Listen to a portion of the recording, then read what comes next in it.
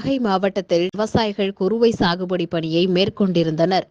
இந்த பயிர்கள் இன்னும் ஒரு சில நாட்களில் அறுவடைக்கு தயாராக இருந்த நிலையில் நாகை மாவட்டத்தில் வடகிழக்கு பருவமழை தீவிரமடைந்ததன் காரணமாக கடந்த சில நாட்களாக கனமழை கொட்டி தீர்த்தது.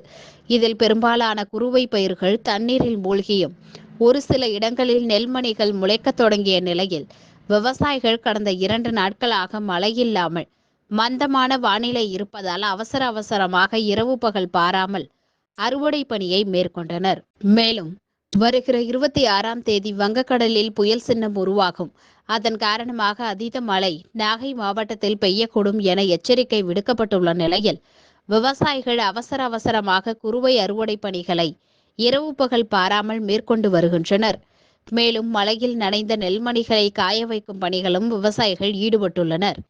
நாகை மாவட்டம் முழுவதும் குறுவை சாகுபடி மேற்கொண்டுள்ள விவசாயிகள் இந்த பணியை மேற்கொண்டுள்ளனர். குறிப்பாக திருக்குவளை, சாட்டியக்குடி, இளையான்குடி, கிள்ளுக்குடி, தேவூர் ஆகிய பகுதிகளில் விவசாயிகள் சாலைகளில் நெல்மணிகளை கொட்டி காய வைக்கும் பணியில் ஈடுபட்டு வருகின்றனர்.